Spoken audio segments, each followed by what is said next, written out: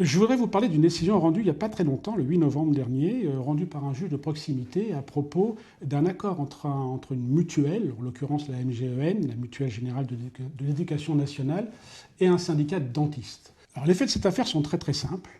C'est un patient qui va voir un dentiste, un patient qui est adhérent à une mutuelle, qui est donc mutualiste.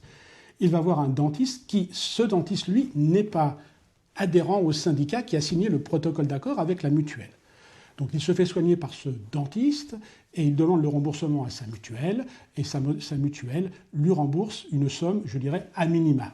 Je crois que c'est 366 €, alors que s'il avait choisi un dentiste adhérent à un syndicat signataire du protocole avec la mutuelle, eh bien il aurait un remboursement de 900 € et plus. Donc d'autres termes, la mutuelle remboursera mieux, de manière plus avantageuse, le patient qui ira voir tel dentiste adhérent à ce syndicat plutôt qu'un autre.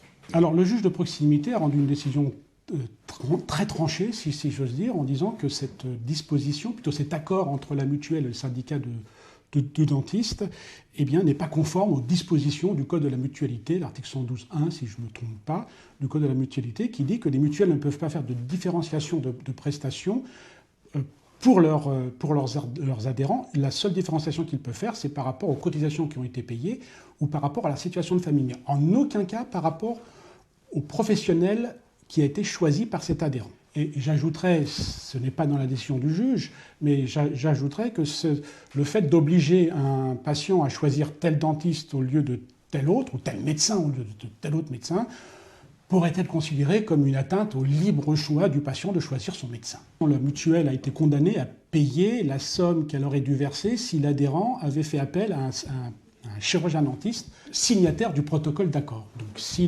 l'adhérent avait fait appel à ce chirurgien dentiste, il aurait reçu telle somme. Eh bien, c'est la différence qui est donc allouée par le juge à ce patient. C'est un jugement qui est net, précis, et il ne peut pas y avoir de discrimination vis-à-vis du chirurgien dentiste. Le patient doit pouvoir choisir librement son chirurgien dentiste, qu'il soit ou non signataire d'un accord avec une mutuelle. Voilà, je crois que c'est la conclusion évidente qu'il faut tirer de ce jugement. Mais il faut bien comprendre que cette décision du juge de proximité est dans la droite ligne de la position de la Cour de cassation, qui, elle, est la principale juridiction française. Et donc la Cour de cassation, en 2010, sauf erreur, dans un arrêt de 2010, a bien consacré ce principe qu'il ne peut pas y avoir de différenciation suivant le praticien choisi par le patient. Mais le problème, c'est que cette interdiction de différenciation n'est pas prévue dans le Code des assurances. Or, les assurances peuvent parfaitement, elles, prévoir une différenciation de traitement avec des praticiens avec lesquels elles ont pris un accord. Et donc il y a une discrimination, cette fois non pas entre patients, si j'ose dire, entre patients et mutuelles, mais entre mutuelles et compagnies d'assurance, et c'est là tout le problème. Il existe un projet de loi en cours qui risque de contredire cette décision, qui risque donc de contredire la décision de la Cour de cassation et donc celle du juge de proximité qui vient d'être commentée. C'est un projet de loi dit loi Fourcade, du nom de l'ancien ministre des Finances de Giscard d'Estaing.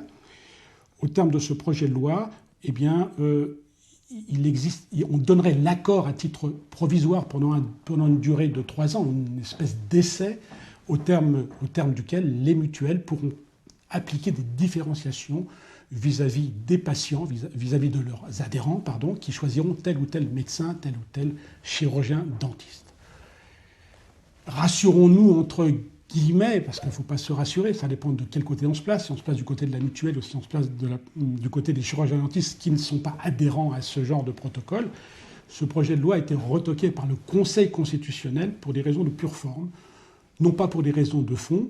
Donc, comme c'est un retocage pour des raisons de forme, on peut s'attendre un jour à revoir ce projet de loi remis à l'Assemblée nationale ou au Sénat et réapparaître, et donc faire accepter en quelque sorte cette différenciation de traitement suivant que le chirurgien dentiste a signé un protocole d'accord avec telle mutuelle ou il ne l'a pas signé.